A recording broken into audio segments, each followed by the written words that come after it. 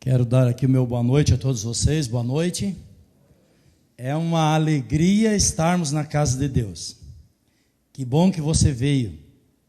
Temos a oportunidade de começar uma semana na presença de Deus. E isso nos serve de motivação para enfrentarmos aí a semana que é desconhecida para todos nós. E eu quero começar o culto desta noite cantando. Mas não quero cantar sozinho, eu quero cantar com vocês. Mas eu quero convidar aqui duas lindas meninas para que me ajudem nas músicas que nós vamos cantar. E eu quero pedir lá para o nosso amigo do som que projete aí a letra, então que nós vamos cantar agora. E vamos cantar então com bastante alegria para louvar o nome do nosso Deus.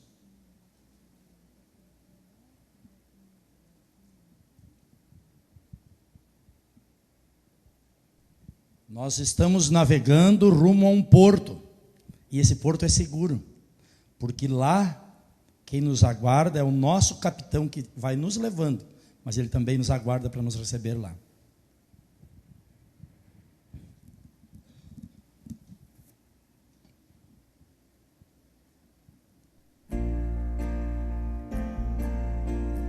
Vamos cantar assentados, mas vamos cantar com bastante alegria.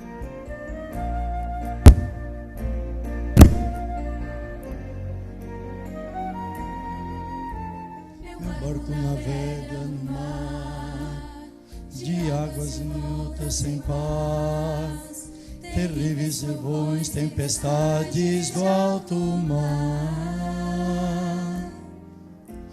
Eu vou confiante, pois sei que o meu Redentor vai também, e em suas mãos o controle da embarcação. Mas se tento o timão controlar, quase deixo o barquinho afundar, pois meus braços não podem a força do mar suportar. Cristo então estende sua mão e controla a embarcação, saindo para mim me oferece a salvação. O meu barco vai firme ao porto seguro, pois seu rumo está sobre as mãos de Jesus. Navegando nas águas tremudas da terra, sinto o calor daquele que a tudo liberta. Meu barco vai firme ao porto seguro, pois meu rumo está sobre as mãos de Jesus. Navegando nas águas geladas da terra, sinto o calor daquele que a tudo liberta.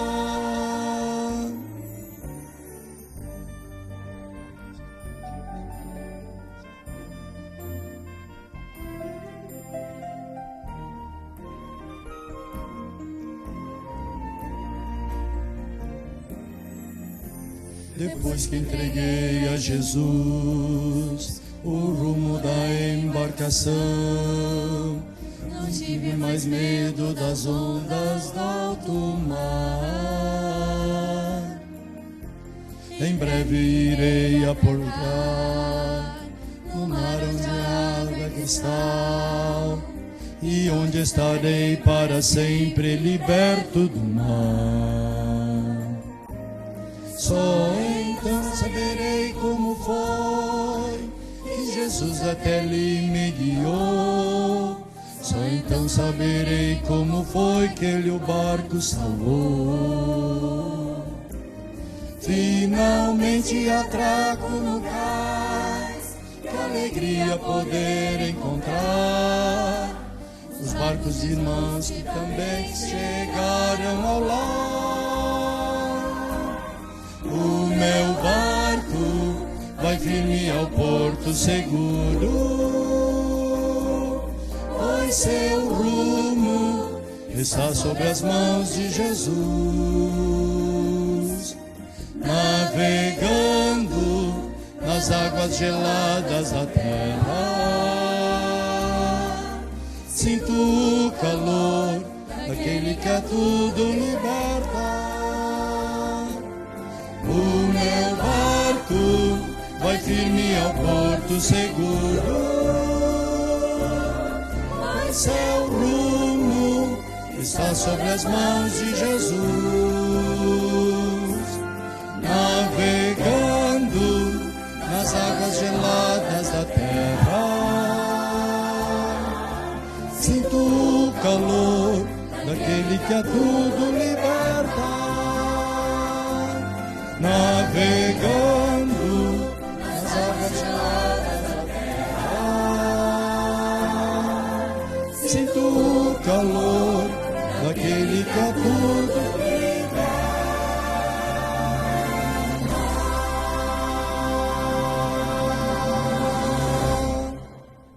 Muito bem, que música linda, né? Nos mostra então que estamos numa trajetória rumo ao céu. Há uma outra música que fala que Cristo é o oleiro e nós somos o vaso. Nós somos um vaso nas mãos de Cristo. E essa música diz: eu quero ser, Senhor, um vaso de honra. Vamos cantar com bastante alegria também. Vaso de honra.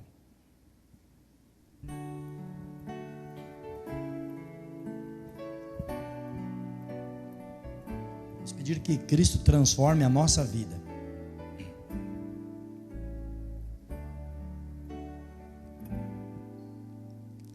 Eu quero ser um vaso de honra, moldado pelo Senhor,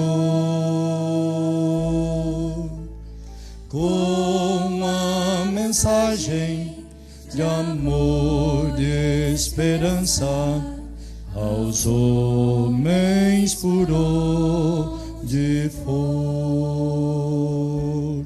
Reaviva-me, inspira minha vida, prepara-me para fazer o teu querer, aprofunda-me em teu poder de graça, para honrar o teu nome, Senhor. Renova-me, Senhor Jesus. Já não quero ser igual. Renova-me, Senhor Jesus. Põe em mim teu coração, porque tudo que há dentro de mim necessita ser mudado, Senhor, porque tudo que há dentro do meu coração necessita mais de ti, necessita mais de ti, necessita mais de ti. Eu quero ser um vaso de honra, moldado pelo Senhor, com a mensagem de amor, de esperança aos homens por onde for.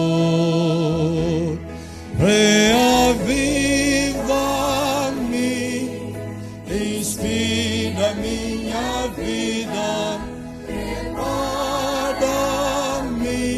pra fazer do teu querer, aprofunda-me em teu poder e graça, pra honrar o teu nome, Senhor, pra honrar o teu nome, Senhor, pra honrar o teu nome, Senhor.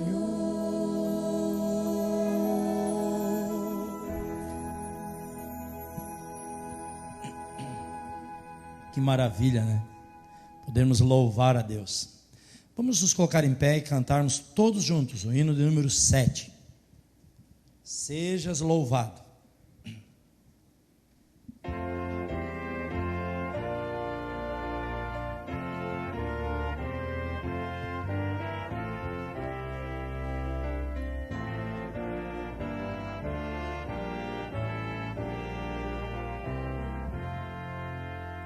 Sejas louvado, Rei Criador da natura.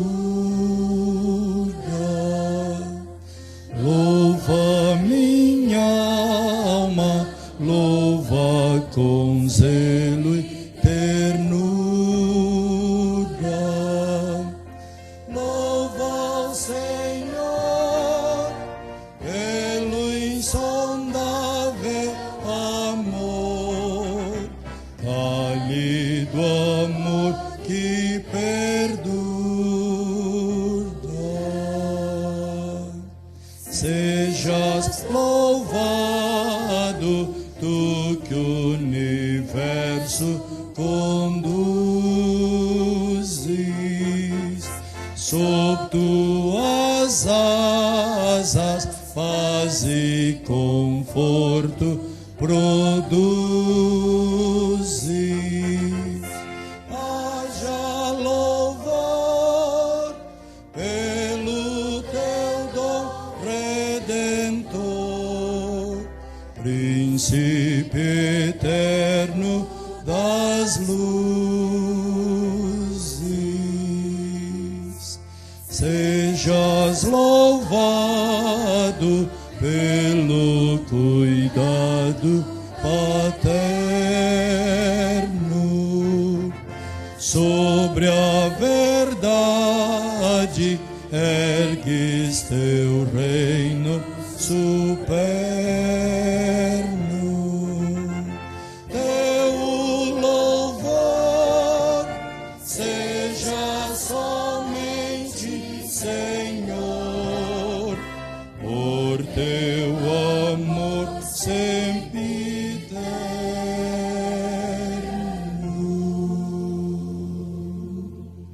Coloquemos-nos de joelho para falarmos com Deus em oração.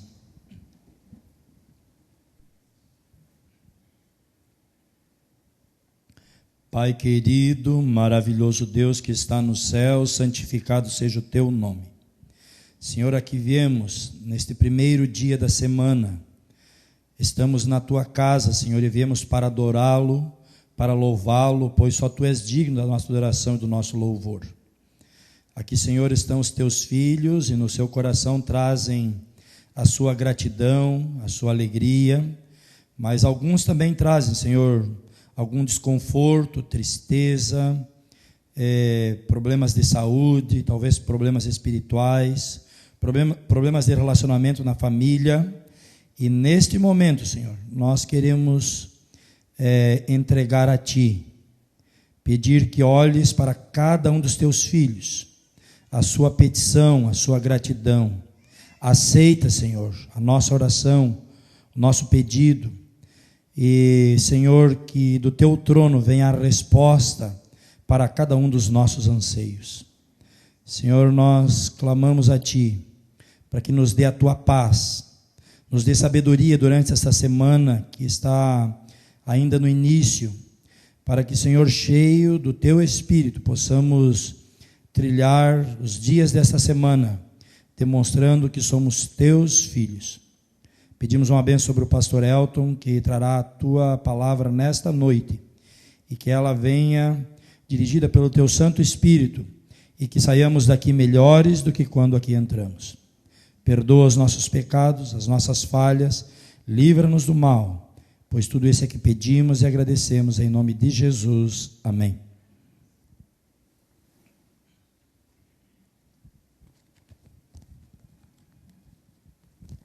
Nesta noite nós teremos a alegria de ouvir pela primeira vez, pastor, aqui no Iguatemi, a primeira vez o pastor Elton. Pastor, aqui está uma parte da igreja do Iguatemi. Também temos aqui muitos amigos que estão nos visitando, alguns pela primeira, segunda, terceira vez. Eu pude cumprimentar alguns, outros chegaram depois, mas quero dizer que sejam todos bem-vindos e que o senhor também seja bem-vindo, pastor, e que Deus o use nesse momento. Diga para nós aonde o senhor trabalha, aonde mora, para que nós possamos ir lá uma hora fazer um lanche na sua casa. E aqui as portas da igreja de Iguatemi estão abertas para recebê-lo sempre que quiser. Muito obrigado, irmão. Boa noite, queridos. É uma alegria estar com você nessa noite. E antes de mais nada, então, vamos nos apresentar aqui, né? Eu me chamo Elton Júnior, e nós trabalhamos aqui na Associação Central Sul-Rio-Grandense desde a data do dia 16 de novembro do ano de 2014, portanto faz pouco tempo. De lá para cá nós estamos à frente de 4 departamentos aqui, departamento de mordomia, lar e família, asa e saúde. E a minha esposa hoje não pôde estar com você, nem o nosso garotinho, mas um dia desses vocês os conhecerão, mas mandaram boas lembranças para vocês aí, mandaram para você um abraço. E de modo especial, apenas informando aí conforme o pedido do irmão, nosso endereço, Travessa Marrocos, número 105, apartamento 201. Quando desejarem ir nos visitar, será uma honra receber a todos, ok? Dito isso, eu quero parabenizar você por estar nessa noite na casa de Deus. Esse é o melhor lugar para se estar em uma noite de domingo, amém? Que bom que você veio aqui. Entretanto, quando eu era pequeno, minha mãe disse assim: filho, nunca fale com estranhos. Eu já me apresentei, todavia não conheço vocês ainda de modo adequado. Por tal razão, eu vou fazer uma pergunta para vocês. Você prefere que eu lhe conheça por peso ou por características? Quantos são favoráveis que eu conheça você por peso? Levante a mão bem alto assim. Vocês brigaram com a balança? Só o pastor Oswaldo ali? O pessoal está com medo da balança, pastor. Então, vamos lá, vou conhecer vocês por características. Quantos dos que estão aqui nessa noite são gaúchos? Levante a mão. Pouquíssimos não o são, né? A maioria é gaúcho. Número 2. Quantos dos que estão aqui são adventistas do 7º dia há mais de 5 anos? É um bom grupo. Quantos dos que estão aqui são adventistas há menos de 5 anos? Um bom grupo também, um grupo importante. E a última pergunta: quantos dos que estão aqui hoje à noite não são adventistas, talvez de outra denominação religiosa, talvez católicos, talvez de nenhuma denominação, mas nos dão a honra da sua presença hoje à noite? Levante a mão alta aí para que eu conheça você. Que bom que você está aqui hoje à noite. Deixa eu fazer uma pergunta para vocês, só para vocês agora. O pessoal está tratando bem vocês aqui? Não tem espinhos nos bancos aí? Está tudo certo? Porque se não tratarem vocês bem, vocês nos avisam que a gente demite eles, né, pastor Oswaldo? Brincadeiras. Eu convido você a abrir a sua Bíblia aí no livro de Efésios, capítulo 2. Agora nós já nos conhecemos e podemos, então, estudar a palavra de Deus. Efésios, capítulo 2, é onde estará a reflexão dessa noite. Há muita gente por aí, enquanto você for ler o texto, eu já introduzo a mensagem dizendo que há muitas pessoas por aí que não entendem devidamente o tema da salvação. A pergunta dessa noite é: o que é salvação? O que a Bíblia entende por esse assunto? Como funciona a salvação? Aliás, por que eu preciso ser salvo? Do que Deus me salva? Como funciona a salvação na sua vida de modo prático e na minha também? Essas são perguntas que o apóstolo Paulo procura responder aqui em Efésios capítulo 2. Desde o ano de 1888, para ser mais exato, entre os dias 10 de outubro e 4 de novembro daquele ano, a Igreja Adventista tem procurado aprofundar o conhecimento desse assunto. Tenho estudado de diversas formas, sobre vários ângulos diferentes, e tem procurado compreender melhor o que a palavra de Deus apresenta sobre o tema da salvação. É muito comum vermos por aí, não apenas na igreja, mas também fora dela, dois grupos distintos. Um grupo acha que a salvação está fortemente ligada às obras, e elas acham, em resumo, que a obra salvífica de Cristo na cruz do Calvário não é suficiente para salvá-las. Então o que elas fazem? Elas tentam misturar um outro ingrediente além do sangue de Cristo e do sacrifício vicário de Cristo. Elas misturam outro ingrediente, esse outro ingrediente é as suas obras. Do outro lado, há um outro grupo que diz assim: não, a salvação é tudo com Deus, eu não preciso fazer absolutamente nada. Deus faz tudo, é Ele que me perdoa, é Ele que me chama, é Ele que me salva, é Ele que me leva para o céu, tudo é com Ele. E eu começo nessa noite fazendo uma pergunta para você antes de lermos aqui os versos que vamos ler. A pergunta é a seguinte: se Deus faz tudo e você não precisa fazer nada para ir para o céu, quantas pessoas deverão estar no céu quando Jesus vier? Quantas? Todas. Mas nós sabemos por vários textos na Bíblia que o número de perdidos é como a areia do mar. Existe algo que precisamos fazer. O que devemos fazer então? É sobre isso que nós vamos estudar nessa noite, sobre o tema mais amplo da salvação. Neste capítulo 2, a partir dos versos 8 a 10, o apóstolo Paulo trata do tema, não apenas nestes versos, mas em todo o capítulo 2. E eu quero nessa noite analisar com você um pouco mais detidamente estes 3 versos e como eles se relacionam no contexto. O apóstolo Paulo diz assim, leia comigo: porque pela graça sois salvos mediante a fé, e isto não vem de vós, é dom de Deus, não de obras, para que ninguém se glorie, pois somos feitura dele, criados em Cristo Jesus, para boas obras, as quais Deus de antemão preparou para que andássemos nelas. Nesse texto, o apóstolo Paulo apresenta 3 palavras que fundamentam o evangelho. A primeira palavra é a palavra salvação. Somos salvos, diz ele. A segunda palavra é a palavra graça. Somos salvos por meio da graça, ou de graça. E a terceira palavra que ele apresenta é a palavra fé.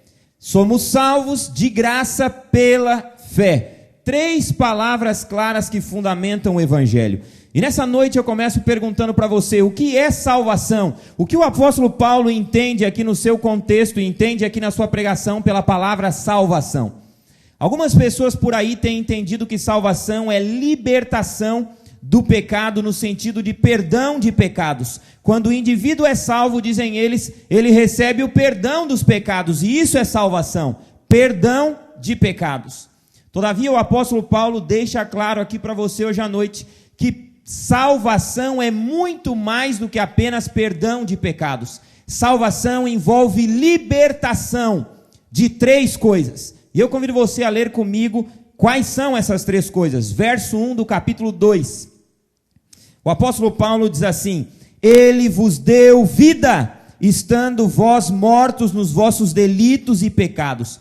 Primeira consequência, o primeiro resultado da salvação. O que é salvação? Salvação é libertação da morte espiritual. Todo ser humano nasce morto em delitos e pecados. E Jesus saiu do céu, a obra de salvação precisou ocorrer por essa razão. Porque senão eu e você estaríamos para sempre mortos espiritualmente. Mas salvação não é apenas isso. Salvação envolve um segundo aspecto que aparece no início do versículo 3. Entre os quais também todos nós andamos outrora, segundo as inclinações da nossa carne, fazendo a vontade da carne e dos pensamentos. Pare um pouquinho aqui, olhe para cá. O apóstolo Paulo agora diz que salvação envolve também libertação da escravidão da natureza pecaminosa. Pare um pouquinho e pense e responda para mim aí, pelo menos na sua mente. O que é mais fácil, roubar ou trabalhar honestamente? O que é mais fácil? Ser fiel à esposa ou traí-la? O que é mais fácil? Não o que é correto. O que é mais fácil? Invejar aquilo que os outros têm ou se manter feliz e contente com aquilo que Deus concedeu para você? O que é mais fácil? Você percebe como eu e você, como seres humanos, temos uma inclinação, uma propensão natural a fazermos o que é errado, a pensarmos e gostarmos do erro. E nós seríamos eternamente dominados pela natureza pecaminosa, se não fosse a obra espetacular, sem igual, singular do Senhor Jesus sair do céu e morrer na cruz por nós. Amém? Ele nos libertou da escravidão, da natureza pecaminosa e dos pensamentos maus. E mais, no versículo 3, na segunda parte, ele apresenta o terceiro resultado da salvação. Ele diz assim: e éramos por natureza filhos da ira, como também os demais. Se Jesus não tivesse saído do céu, eu e você nasceríamos apenas para morrer eternamente. A nossa vida seria completamente vazia e sem sentido. O apóstolo Paulo diz que se Jesus não tivesse morrido na cruz por você e por mim, e ressuscitado ao terceiro dia, eu e você estaríamos condenados à ira e à perdição eterna. Mas agora em Cristo Jesus nós temos um novo status diante de Deus, que aparece aí no versículo 6. Ele diz assim: e juntamente com ele nos ressuscitou e nos fez assentar nos lugares celestiais. Passamos agora de filhos da ira para estar ao lado de Cristo Jesus, lá no céu, assentado com ele nos lugares celestiais. Isso não é maravilhoso? Isso é salvação. Salvação é libertação da morte espiritual, libertação da escravidão da natureza pecaminosa e um novo status diante de Deus. Passamos de filhos da ira agora a estarmos assentados com ele nos lugares celestiais. Isso é salvação. E o apóstolo Paulo, para clarificar ainda mais essa ideia, ele utiliza outra palavra ou outras duas palavras para se referir de modo claro à salvação. A outra palavra ou as outras duas palavras são as seguintes. Leia comigo de novo o verso 1, que diz assim: ele vos deu vida. Salvação é dar vida para alguém. Lá no versículo 5, de novo aparece a mesma expressão. E estando nós mortos em nossos delitos, nos deu vida, juntamente com Cristo. Pela graça sois salvos. Salvação é dar vida para alguém que estava morto. E no versículo 6, o apóstolo Paulo utiliza outra palavra ainda. Ele diz assim: e juntamente com ele nos ressuscitou. Salvação envolve uma nova vida, ressurreição. Isso é salvação. É muito mais do que apenas perdão de pecados. É uma nova vida, completa e radicalmente diferente da anterior. Isso é salvação. Agora, a pergunta que surge nesse momento da mensagem é bastante simples, e talvez você esteja se perguntando aí: por que salvação é uma nova vida? Nós nascemos mortos em delitos e pecados, será que de fato é assim? Eu quero perguntar para você nessa noite: o que é pecado? Rapidamente alguém poderia responder: pastor, 1 João 3,4 é claro, diz que pecado é a transgressão da lei. Isso é pecado. Mas eu pergunto para você: é só isso que é pecado? Se nós lêssemos agora Tiago, nós não vamos fazer isso, eu vou citar alguns textos agora que nós não vamos ler. Mas Tiago, capítulo 1, versos 12 a 14, Tiago diz assim: o pecado vem da cobiça. A cobiça gera o pecado e em consequência desse pecado vem como resultado a morte. Para Tiago, o pecado vem de dentro e não de fora. Eu pergunto para você, você lembra o que está escrito em Romanos 14, 23? Tudo que não provém de fé é pecado. Então eu pergunto para você, o que é pecado afinal de contas? É a transgressão da lei? É a cobiça ou é a falta de fé? O que é pecado? Nós avançamos ainda ou retrocedemos ainda e chegamos a Romanos capítulo 7, versos 17 e 18. Ali o apóstolo Paulo é enfático, ele diz assim: olha, eu quero fazer o bem e daqui a pouco eu percebo que estou fazendo o mal. Sabe por quê? Porque eu tenho uma lei dentro de mim que me faz um ímã, que me guia a fazer o errado. Sabe qual é o nome dessa lei? Pecado, diz ele. O pecado habita em mim. Ele não está fora de mim, ele está dentro de mim, diz Paulo. Eu pergunto para você, o que é pecado? Se nós voltássemos um pouquinho, e faremos isso agora ao citar o texto, no livro de Mateus, no capítulo 5, versos 27 e 28, Jesus faz uma declaração no mínimo curiosa sobre pecado. Veja o que ele diz. Ele diz assim: olha, ouvistes o que foi dito aos antigos, não adulterarás. Eu, porém, vos digo, qualquer que olhar com intenção impura para uma mulher, uma intenção impura no seu coração, já adulterou com ela. Agora observe, esse indivíduo não tocou nessa menina, talvez ele não conhece o telefone dela, talvez ela nem percebeu que ele a estava olhando, ele não teve contato nenhuma com ela, mas Deus já o considera adúltero se ele olhou com intenção impura no seu coração. Eu pergunto para você, você percebe nesse texto que pecado envolve não apenas a ação de transgredir a lei, mas também a intenção de proceder desse modo? Pecado não é apenas atos, pecado é muito mais amplo do que isso. Talvez o texto mais claro na Bíblia sobre isso seja o texto de Salmos capítulo 51, versículo 5. O salmista Davi, depois de cometer adultério com Batseba, escreveu 2 salmos, entre eles o 51. E no versículo 5 ele diz assim: eu nasci em pecado, na iniquidade me concebeu a minha mãe. O salmista é claro ao dizer: eu nasci em pecado. Pecado não é algo que eu adquiro, não é algo que eu passo a ter depois de nascido, não, eu nasço com ele. E nessa noite precisa ficar clara essa ideia na sua mente e também na minha. Pecado envolve muito mais do que apenas ações. Você não se torna pecador por roubar uma laranja, você é pecador e por isso rouba uma laranja. Percebeu a diferença? Nós somos pecadores desde o dia que saímos do ventre de nossa mãe. Pecado envolve a sua natureza, a sua condição, a sua situação.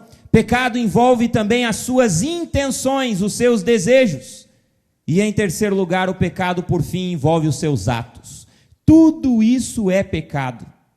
E mesmo que você não cometa nenhum ato pecaminoso, você ainda é pecador. E se Jesus não tivesse saído do céu, você estaria condenado à perdição eterna. Inclusive o meu filho, que tem 4 anos de idade e é um garotinho inocente, estaria perdido se Jesus não tivesse saído do céu. O seu filho, que tem 1 ano, 2 anos ou alguns meses de vida, estaria condenado eternamente a perdição se não fosse o ato vicário de Cristo em seu favor. Eu quero usar uma imagem que pode ajudar você a entender melhor ainda esse assunto. Quantos aqui tem cachorro em casa? Levante a mão. Muitos têm cães em casa. Agora observe.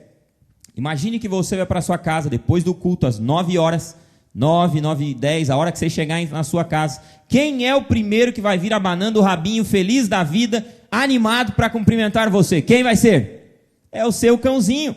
É assim que ele procede. Não interessa se você não deu o lanche da tarde para ele, se você ralhou com ele hoje à tarde, não importa. Ele vai vir te atender. Agora imagine que o seu cãozinho vem animado, feliz da vida para fazer isso. E quando ele chega bem pertinho de você, você passa a mãozinha no pelinho dele assim, aquele pelo sedoso, e ele faz assim, miau.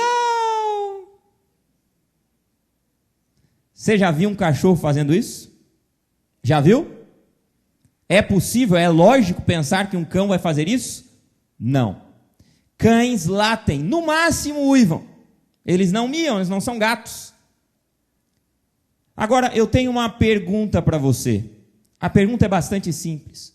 O cachorro se torna cachorro depois do primeiro latido, ou ele é cachorro e por isso ele late? Qual é a resposta certa? Ninguém em sã consciência faz o que eu vou descrever agora. Nasce alguns cãozinhos ali, ele fica olhando e diz assim, olha, eu vou esperar 10 dias, se miar é gato, se latir é cachorro. Alguém faz isso? Ninguém em sã consciência faz um ato desse, porque cães latem. Ele não se torna cachorro depois do primeiro latido, ele é cachorro e por isso ele late. É a mesma situação com você e comigo. Eu e você somos pecadores desde o dia que nascemos. E é por isso que você e eu precisamos desesperadamente de salvação. Amém? por isso que Deus teve que agir, teve que intervir na sua vida, teve que intervir na minha. Foi por isso que Ele desceu do céu e veio para cá na pessoa de Cristo, para morrer em seu lugar e no meu lugar. Foi por isso que Ele nos vivificou, foi por isso que Ele nos ressuscitou, e foi por isso que Ele fez o que está no versículo 10 aí. O verso 10 diz assim: pois somos feitura dele, criados em Cristo Jesus para boas obras. Criados, esta palavra e a palavra feitura, estas palavras no idioma original no grego, elas aparecem apenas em Romanos capítulo 1, e quando Paulo trata do tema da criação, da criação dos astros, do ser humano e da vida. Sabe o que Paulo está dizendo aqui para você? Ele está dizendo que salvação é uma criação nova. Deus, ao salvar você, cria você de novo. Ele recria você. Ele ressuscita você. Isso é salvação. É criação, recriação, ressurreição. É uma vida completamente diferente. Isso é salvação. Mas o apóstolo Paulo não para por aí. Ele diz que a salvação ocorre na sua vida de modo gratuito. Deus te salva de modo gratuito. Ele diz aí no versículo 8: porque pela graça sois salvos. O que é graça? Como entender melhor o que Paulo quer dizer quando ele usa a palavra graça aqui? No versículo 4, nós encontramos uma declaração similar. Veja o que ele diz: mas Deus, sendo rico em misericórdia, por causa do grande amor com que nos amou. Graça é o grande amor de Deus para contigo e comigo. Graça é a riqueza espetacular, grandiosa, maravilhosa da misericórdia de Deus. No versículo 7 ele diz mais: para mostrar nos séculos vindouros a suprema riqueza da sua graça, em bondade para conosco em Cristo Jesus. Graça é a bondade maravilhosa de Deus para com você. Isso é graça, é um favor que você não merece, é algo que você não mereceria de modo algum, mas Deus, por causa do seu caráter amoroso, por causa de sua bondade, de sua misericórdia, Ele manifesta a graça para você. Salvação ocorre única e exclusivamente pela graça. O apóstolo Paulo faz questão de clarificar isso, quando ele diz assim, no versículo 8 e 9, leia comigo aí: porque pela graça sois salvos, mediante a fé, e isto não vem de vós, é dom de Deus, não de obras, para que ninguém se glorie. É dom de Deus. Salvação é um dom de Deus. Algumas pessoas têm atribuído essa expressão dom de Deus, um presente de Deus, única e exclusivamente à fé. E eles dizem assim: quando o apóstolo Paulo diz aqui que é dom de Deus, ele não está se referindo à salvação, está se referindo à fé. A fé é um dom de Deus. Entretanto, querido irmão e amigo, há 3 gêneros no grego. 3: masculino, feminino e neutro. A palavra isto, que está traduzida aí na sua Bíblia, isto não vem de vós, é uma palavra neutra. Ela está no neutro, no gênero neutro no grego. A palavra fé, que é a palavra pistes no grego, é uma palavra feminina. A palavra graça no grego, que é a palavra charis, também é uma palavra feminina. E a palavra salvação, o verbo salvar, o verbo sozo, no grego, é um verbo que está no masculino. Nenhuma das 3 palavras aparece no neutro. Portanto, se Paulo estivesse referindo à fé, isto é dom de Deus, e esse isto se referisse à fé, que gênero ele usaria, já que fé é uma palavra feminina? Que gênero ele usaria? O gênero feminino, mas ele não o faz. E mesmo se fizesse, ele criaria uma dubiedade, porque ele estaria se referindo à graça ou então à fé, porque as 2 palavras são femininas. Sabe o que Paulo está dizendo que é o dom de Deus aqui no texto, querido irmão e amigo? Todo o pacote da salvação é um presente de Deus para você. Amém? Salvação pela graça por meio da fé, todo esse pacote fechado é um presente de Deus para você. É verdade que a fé também é um dom, porque senão a salvação seria uma permuta com Deus. Eu te entrego, Senhor, a minha fé, que é minha, e o Senhor entrega a salvação para mim. A gente faz uma troca. Portanto, obviamente, fé tem que ser um dom também. Mas quando Paulo diz dom, não está se referindo única e exclusivamente à fé, mas a todo o pacote da salvação. E ele diz mais. Ele diz que a graça é um dom, a salvação é um dom, a fé é um dom. E ele diz que todo esse pacote não pode ser alcançado por meio de obras. A pergunta que eu faria para você nessa noite é: por que o apóstolo Paulo diz de modo enfático, não de obras? Há duas razões claras no contexto pelo qual, ou pelas quais o apóstolo Paulo diz que salvação não é pelas obras. A primeira razão está ligada àquilo que vimos agora, nascemos mortos em delitos e pecados. Eu quero fazer uma pergunta para você. Mortos praticam obras, sim ou não? Sim ou não? Óbvio que não. Mortos não podem fazer nada por si mesmos, absolutamente nada. É por isso que a salvação exige necessariamente um agente externo, alguém de fora, Deus, para agir na vida minha, porque eu nasço morto em delito e pecado, e eu preciso de um agente externo. É por isso que a salvação é pela graça. Em segundo lugar, a salvação é pela graça, sabe por quê? Por uma razão simples, porque as nossas melhores obras ainda assim são manchadas pelo nosso pecado. Nós acabamos de orar aqui, mas essa oração não vale nada se ela não passar pelo sangue purificador de Cristo. Ela não é aceita lá no céu se não passar por esse sangue purificador. Nós acabamos de cantar músicas maravilhosas, mas mesmo estas músicas não são aceitáveis diante de Deus se elas não passarem pelos canais da purificação do sangue de Cristo. Eu estou pregando a mensagem, mas essa mensagem não tem valor algum se ela não for purificada pelo canal do sangue de Cristo. Ela não vale nada. No livro no livro Mensagens Escolhidas, volume 1, página 344, Ellen White diz o que eu acabei de afirmar para você. Louvor, oração, pregação, nossas melhores obras não valem absolutamente nada se elas não forem purificadas pelo sangue de Cristo. Elas não têm valor. Eu queria usar uma imagem para ajudar você a entender melhor essa ideia.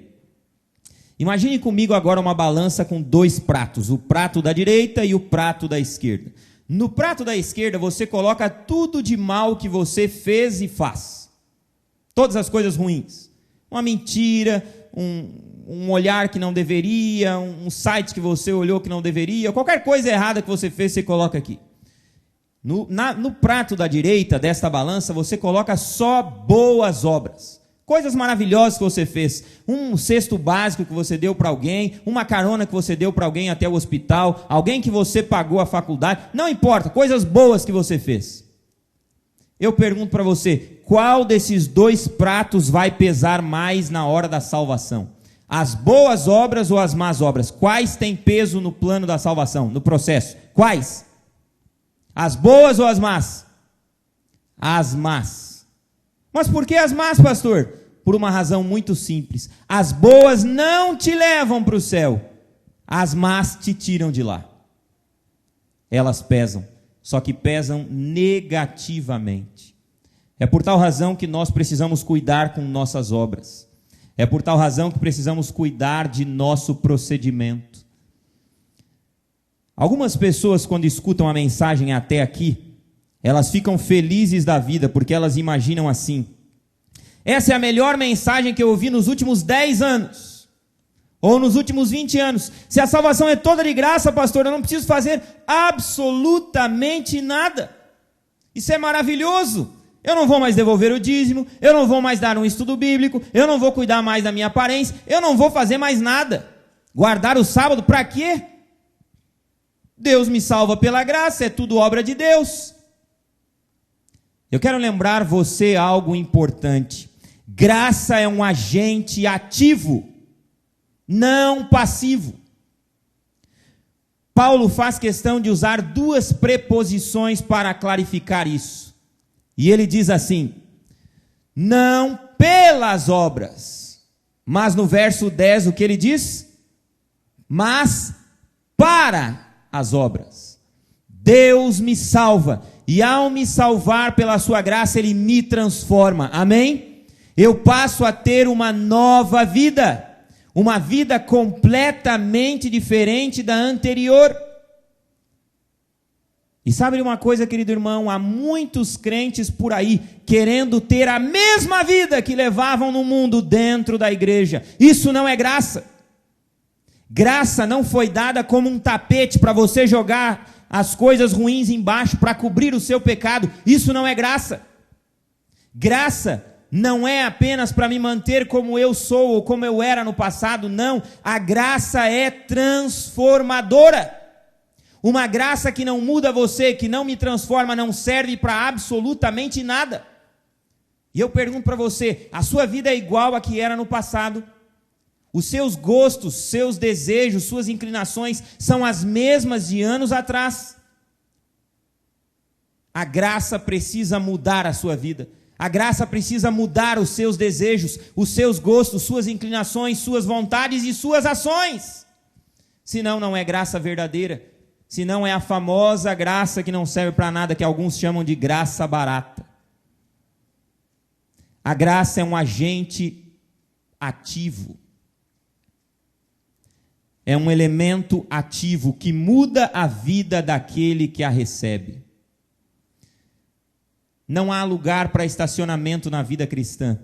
E, portanto, a graça vai me transformando dia a dia até a consumação do século, a volta de Cristo. Se a sua vida cristã é a mesma de hoje, que era no ano passado, tem alguma coisa errada, porque a graça deveria fazer você avançar. Se a minha vida é a mesma do dia anterior, tem alguma coisa errada nessa história, eu preciso avançar. Todos os dias eu preciso avançar pelo poder da graça. A graça me transforma, a graça transforma você e ela precisa crescer cada dia mais na sua vida. A Bíblia diz que todos pecaram. Lembra desse texto? Romanos capítulo 3. O céu é um lugar para pecadores. Amém? Todos os que estarão no céu são pecadores. Agora, se todos pecaram, o céu é para pecadores, alguns pecadores vão para o céu e outros vão para o inferno. Qual é a diferença entre os dois? A diferença é aquilo que disse João Calvino, e Ellen White repetiu no livro Desejado de Todas as Nações, página 421. A diferença entre os pecadores que vão para o céu e aqueles que ficam fora do céu é que os pecadores que vão para o céu, eles aceitaram a graça de Cristo na sua vida. Eles deixaram a graça inundar o seu coração. Eles deixaram a graça transformar os seus costumes. Deixaram a graça mudar as suas inclinações, suas aspirações, seu planejamento, sua família, seu trabalho, sua maneira de lidar com seus filhos, sua maneira de se comportar em meio a outras situações. Pecadores que vão para o céu são pecadores que deixaram a graça inundar o seu coração. Será que você tem deixado a graça inundar o seu coração? Será que eu, como pastor, tenho permitido que a graça cada vez mais produza as transformações necessárias na minha vida? O apóstolo Paulo usa ainda a terceira palavra, a palavra fé. E ele diz assim: porque pela graça sois salvos mediante a fé. A fé, querido irmão e amigo, a palavra que o apóstolo Paulo utiliza aqui no grego significa uma espécie de ponte. Fé é a ponte que me liga à salvação pela graça. Sem fé é impossível alcançar e se apoderar da salvação que é de graça. Se eu quero a salvação, se eu quero a graça, eu preciso de fé. É isso que o apóstolo Paulo diz aqui. Mas alguém poderia conjecturar o seguinte: o senhor acabou de dizer, pastor, que todo o pacote da salvação é de graça, é um presente de Deus, inclusive a fé. E eu não tenho fé, então a culpa é de quem? Se a fé é um presente de Deus e você não tem fé, a culpa é de quem? de Deus, não é verdade? Alguém poderia argumentar com Deus desse modo, dessa maneira. Por isso o apóstolo Paulo foi inspirado por Deus a escrever Romanos 10, 17, vá para lá. Em Romanos 10, 17, o apóstolo Paulo deixa clara a ideia que esse raciocínio é equivocado. Esse raciocínio é incoerente com aquilo que a palavra de Deus ensina. O apóstolo Paulo diz assim, Romanos capítulo 10, verso 17. E assim, a fé vem pela pregação, e a pregação pela palavra de Cristo. Não é qualquer pregação que produz fé, mas a pregação baseada, fundamentada na palavra de Deus. Em outras palavras, a fé vem pelo ouvir a palavra de Deus. Eu pergunto para você, qual é o livro mais vendido no mundo? Qual é? A Bíblia. Qual é o livro mais acessível a qualquer pessoa? A Bíblia. Eu pergunto para você, tenho eu desculpa diante de Deus dizer, Senhor, eu não tive fé, sabe por quê? Porque a fé é um dom e eu não recebi. Então a culpa é sua. A Bíblia diz que Deus dá a fé, mas eu tenho o dever, a responsabilidade de exercitar a minha fé, de fazê-la avançar. É um dever meu, uma responsabilidade minha e sua. A fé vem pela palavra de Deus. De modo que aquele que deseja ter fé precisa se expor à palavra de Deus, precisa estudá-la na sua casa todas as manhãs. Quem quer ter fé, quem quer a graça, quem quer a salvação, não pode abrir mão da palavra de Deus todos os dias na sua cabeceira, na sua cama, no seu escritório, em algum lugar. É necessário se expor ao poder transformador da palavra. Aquele que deseja crescer na fé, exercitar a sua fé, crescer na graça e ter a certeza da salvação, precisa se expor à pregação da palavra de Deus na igreja, nos cultos. É necessário vir à igreja, ouvir a palavra, a sua exposição, para que a sua fé seja alimentada, fortalecida e posteriormente com o poder de Deus amadurecida. Aí está a importância da comunhão. Deus dá fé para você, mas é dever seu e meu fortalecê-la, alimentá-la, exercitá-la. Essa é uma responsabilidade sua e minha. Deus não vai fazer por você o que você pode fazer. Eu vou apenas citar um outro texto, Filipenses capítulo 2, versos 12 e 13. O verso 13 é o mais conhecido de todos nós. Eu não vou ler com você, mas o verso 13 começa dizendo assim: porque Deus é quem efetua em vós tanto o querer como o... Porque Deus é quem efetua em vós tanto o querer como o realizar.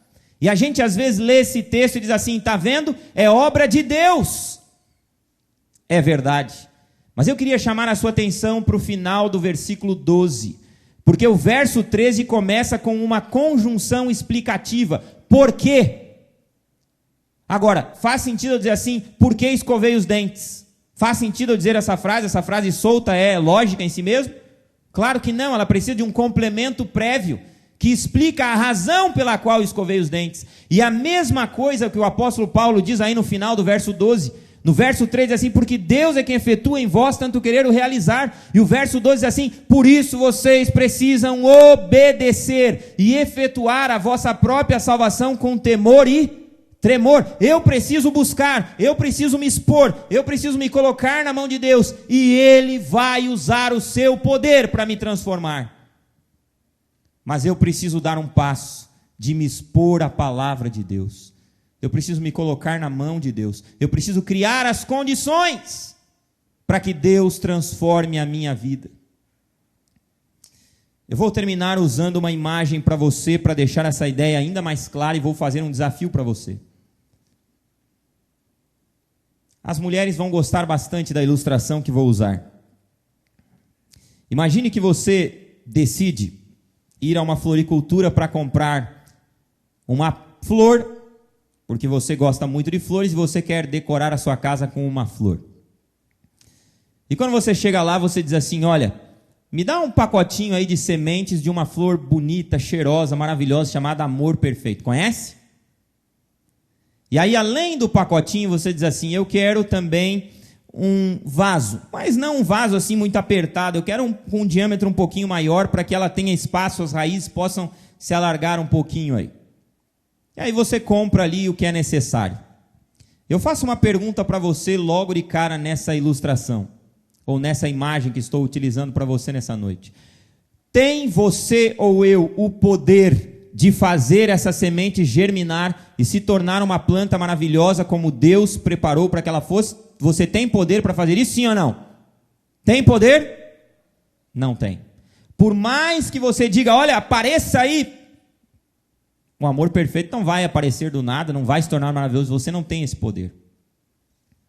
Mas deixa eu fazer uma pergunta para você, ou algumas perguntas. Imagine que todos os dias, logo na saída da floricultura, você comprou, além do vaso um pouquinho maior, você comprou uma terra preta, que dizem que é melhor. E além da terra preta, você comprou um pacotinho de adubo. E além disso, todos os dias, você pega essa planta, esse vaso, essa semente que está ali, e você coloca água na quantidade certa, de modo correto. Além disso, todos os dias você pega esse vaso com essa terra preta, com esse adubo já molhada ali, umedecida, e você coloca a luz solar, a exposição da luz solar no tempo certo, na quantidade certa. Eu pergunto para você: aumentam em muito as probabilidades dessa flor germinar e se tornar maravilhosa como ela foi intencionada para ser, sim ou não? Veja, você não tem poder para fazê-la germinar, mas tem uma coisa que só você pode fazer, mais ninguém pode fazer por você. Sabe o que é? Criar as condições para que ela germine. Criar as condições. Nessa noite, eu quero terminar a mensagem aqui, agora, fazendo um desafio para você. Esse desafio também vale para mim. Estamos no início de 2015. Hoje é recém o dia 1º de fevereiro. Passou rápido o mês de janeiro, não é? Temos que aproveitar bem o tempo, remir o tempo. Sabe de uma coisa? O desafio de Deus para você nessa noite e também para mim é: querido, crie as condições para que eu possa transformar a sua vida. Crie as condições para que a sua fé possa amadurecer, florescer, e a salvação pela graça possa se apoderar da tua vida. E quando Jesus vier, você receba uma coroa de glória e possa morar com Ele no céu. Amém? Se nessa noite você quer tomar essa decisão, você vai ter uma oportunidade de fazê-lo. Nós vamos cantar agora. Qual é o hino, irmão? Eu convido você a colocar-se de pé. Hino número 106. Nós vamos cantar Amigo Muito Precioso. Enquanto você canta, coloque a sua vida na mão de Deus. Peça para Deus: Pai, me ajude a crescer em fé. Me dá o poder transformador da tua graça. E que a salvação seja uma realidade na minha e na sua vida.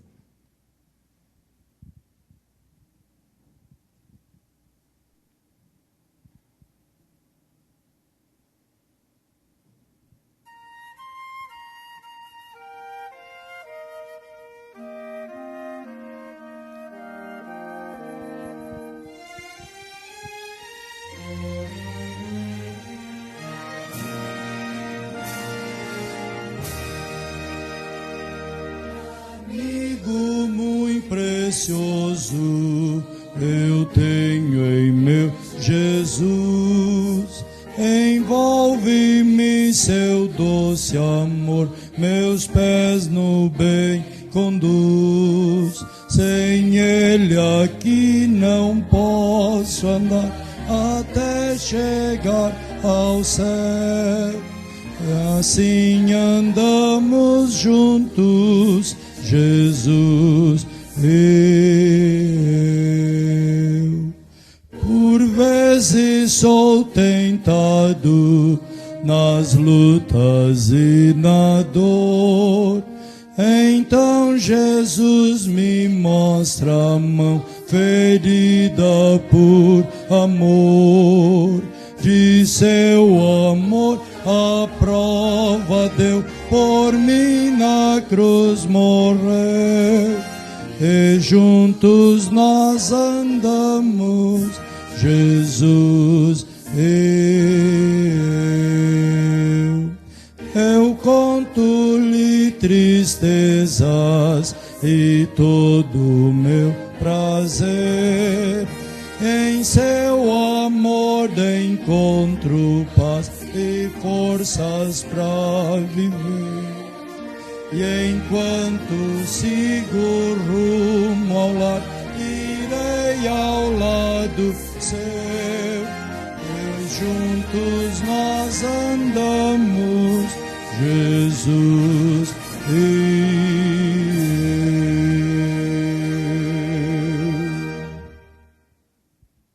Curva a sua cabeça, vamos orar.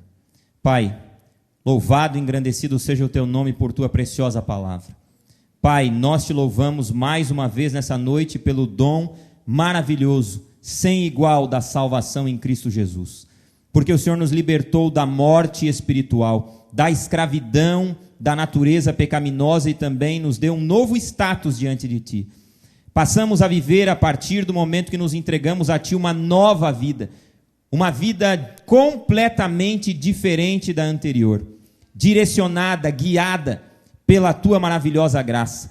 Por favor, Pai, permite que cada manhã todos nós possamos criar as condições necessárias, nos expondo à Tua palavra, passando mais tempo contigo, para que ela produza em nossa vida a fé, para que ela seja exercitada e a graça e a salvação sejam consequências naturais.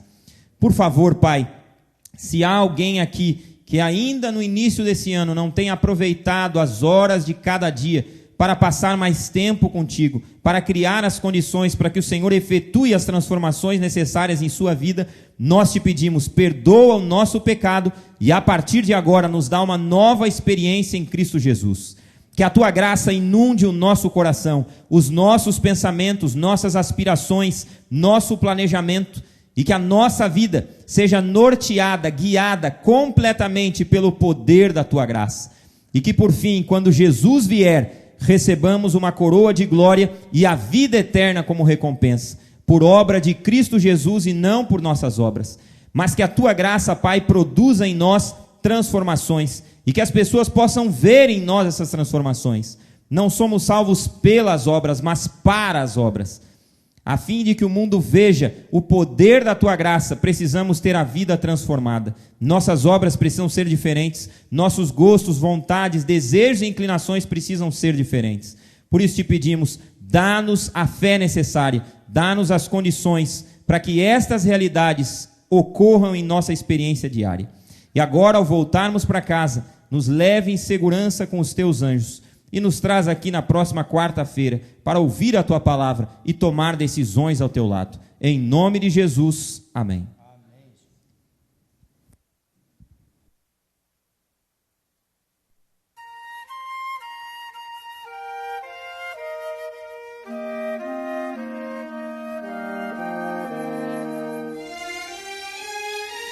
Amém.